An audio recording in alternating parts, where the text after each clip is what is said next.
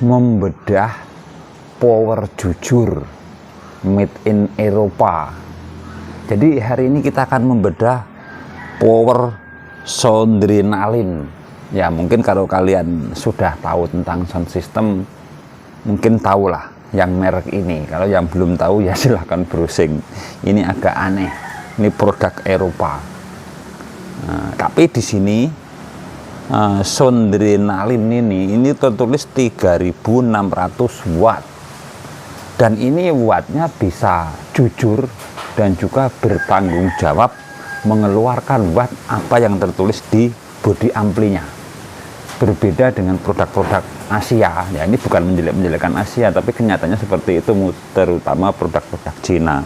Nah, jadi kita kesampingkan itulah, nanti dikira nanti apa-apa. Jadi kita bahas saja yang Soundrenaline 3600. Jadi komponen apa saja, trafonya berapa ampere, elko-nya berapa biji, pinalnya berapa biji, dripernya kelas apa, dan tegangannya berapa. Jadi kita bisa menjadikan acuan ataupun patokan kita di dalam merakit amplifier. Sebelum bongkar, ojo lali kopi nih saya. Jika video ini bermanfaat, silakan bantu tekan like dan subscribe. Terima kasih. Oke, jadi pertama kali kita perhatikan di situ 3600 watt. Jadi jangan ditelan mentah-mentah itu wattnya 3600. Jadi ampli ini adalah 2 channel. Kenapa? Karena volumenya ada 2, berarti 2 dripper. Ya otomatis 3600 ini dibagi 2, yaitu sekitar 1800. Sebelah kiri, 1800 sebelah kanan. Nah seperti itu. Jadi pertama kali yang akan kita roasting ataupun kita perhatikan adalah di sini sebelum kita bongkar kabel listriknya. Jadi kalau power watt besar ini rata-rata kabelnya ini sangat gede. Ini hampir-hampir mirip punya mesin las yang besar-besar. Yang mana ini kabelnya bisa sampai 5 mili, sangat-sangat tebal. Jadi jika kalian ingin menyasar power besar, ya utamakan kabel PSU nya ini benar-benar super dan mampu nanti di tegangan besar. Oke, langsung lanjut kita bongkar. Iya, apakah isinya? Wah, ternyata telek lencong. Oke, kita bahas satu persatu di dalam power ini. Dan nanti kita ini bisa menghitungnya dan juga bagaimana bisa kejujuran dia ini dalam merakit power amplifier. Yap. Jadi pertama kali kita berpikir saja dulu trafo. Nah, trafonya ini bisa kita lihat dulu nih. Ini ampernya berapa dan voltasenya berapa. Oke, jadi trafo ini sangat besar. Ini trafonya 40 ampere. Nah, jadi di sini ada datanya. Jadi mari kita lihat datanya trafo ini. Iya. Jadi di paling atas di sini ini ada tegangan 96 volt. Mudah-mudahan bisa terlihat. Kemudian 48 volt, kemudian 0, kemudian 48 dan 96. Itu voltase yang pertama. Jadi ada 48 volt CT, ada 96 volt CT. Ini untuk yang pertama. Kemudian yang kedua di bawahnya ini ada 102 volt, kemudian 0, kemudian 102 volt. Nah, jadi sangat tinggi voltasenya. Kemudian ada tegangan ekstranya. Tegangan ekstranya adalah 0 dengan 17,5.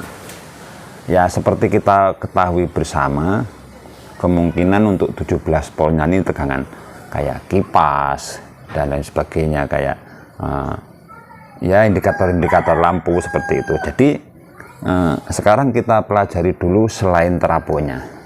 Jadi intinya bahwa power ini dia menggunakan tegangan yang besarnya adalah 102 volt AC.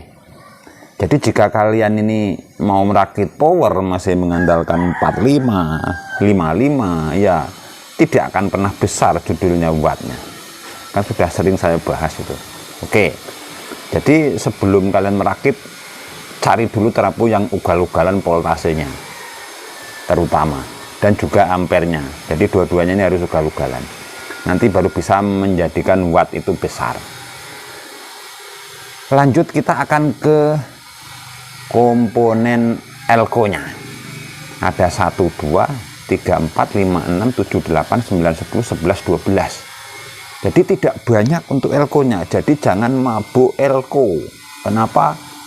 Terkadang kita merakit elko sampai satu channelnya nanti 16 biji, 32 biji, itu namanya mabuk elko.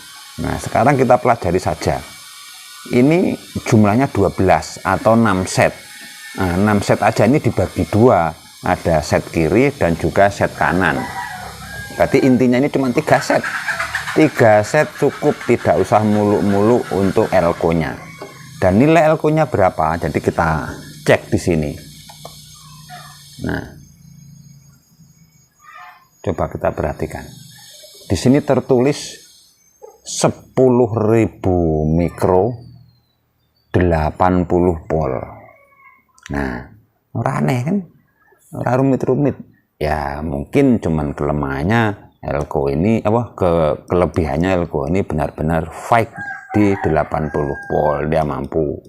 Dan ini bisa dipastikan original lah gitu karena buatan Eropa. Oke, lanjut. Jadi jangan mendem elko ya. Kemudian pinal.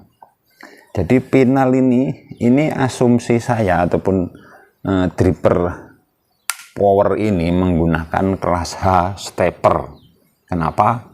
Dia ada tegangan 48, ada tegangan 96, ada juga tegangan 102 volt. Jadi intinya stepper lah. Jadi ini yang 3 baris ini, yang 3 set ini adalah steppernya untuk tegangan rendah. Jadi jika kita menggunakan volume kecil, nanti yang bekerja ini 3 set ini. Nah, nanti kalau untuk ugal-ugalan jelang ya dia menggunakan semuanya. Nah, seperti itu. Jadi mari kita pelajari setnya dulu. Jadi di sini steppernya ada 3 set.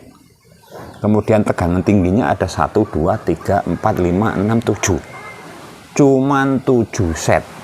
Nah, jadi bayangkan saja 7 set mampu di 102 volt. Nah, logikanya seperti ini. Jadi ketika dia menggunakan volume rendah, tegangannya dia akan menggunakan 48. Sama seperti kita merakit 45, 50, 55. Jadi dia menggunakan 48 dan akan menghandle kiri dan kanan untuk steppernya ataupun misalnya untuk tegangan rendahnya, dan musiknya itu belum terlalu peak ataupun ya maksimal. Nah, tapi jika besar dia menggunakan 7 ditambah 3. Nanti 1, 2, 3, 4, 5, 6, 7, 8, 9, 10. Jadi 10 set. Jadi kita hitung saja 10 set. Jika per setnya ini kan menggunakan Toshiba nih. Menggunakan Toshiba 5200. Jika kita menggunakan Toshiba kan hitung-hitungannya 150 per set. Jadi ini jika menggunakan 10 ya kira-kira itu sekitar 1500 watt ketika semuanya bunyi ataupun maksimalnya seperti itu. Nah, 1500, sedangkan tadi tulisannya 3600. Ya mungkin sebagai pabriknya ini pembulatan. Kenapa? Karena murninya itu keluar 1500 watt, berarti ya mungkin lebih sedikit 1000 berapa, tadi dibulatkan 3600. Dan ini saja ini sudah power kelas jujur. Kenapa? Karena ini produk Eropa. Nah, berbeda dengan produk-produk Asia yang wattnya ini ugal-ugalan sampai 5.000 watt, 3.000 watt per channel, 4 ohm. Jadi kadang seperti itu bikin pusing. Jadi ikuti saja yang rangkaian-rangkaian Eropa seperti ini yang bisa dipastikan dia jujur dan bertanggung jawab di dalam membuat ampli. Jadi jika kalian tuh mau menyasar seperti ini ya silahkan, mau kelas H bisa, mau kelas TD bisa, GB bisa, yang ada versi-versi steppernya agar bisa menjadi watt besar. Cuman saya sarankan ya jangan kelas AB kalau kalian mau menyasar 1000 watt ke atas, karena judulnya rata-rata kelas AB itu tidak akan bisa dibuat watt besar. Paling bisa dibikin BTL, tapi ya judulnya nanti kalau BTL kan karena 2 dripper nanti dijadikan satu, jadi ini drippernya nanti ada 4. Nah, ya judulnya yang kalah itu elko-nya sama traponya, megap-megap, tidak akan stabil ketika sudah panas. Nah, jadi seperti itu. Jadi pembelajaran di power ini bisa kita ambil kesimpulan, kita bisa merakit power amplifier ya sederhana saja. Yang penting cuma satu kuncinya di dalam merakit ampli ini, yaitu komponen-komponen seperti elko-nya, transistornya seperti ini. Itu adalah rahasia kita yang harus kita cari, transistor yang benar-benar original dan tentunya bisa dipertanggungjawabkan. Kenapa? Karena asumsi saja ini dia tidak menambah pinal hanya dengan cukup 10 set untuk bisa menghasilkan daya 1500 watt. Nah ini, nah, coba saja jika pinalnya yang abal-abal versi Indonesia yang hanya 15.000 satu set, ini ya otomatis pakai trapo ini ya kewobong kebul-kebul ininya.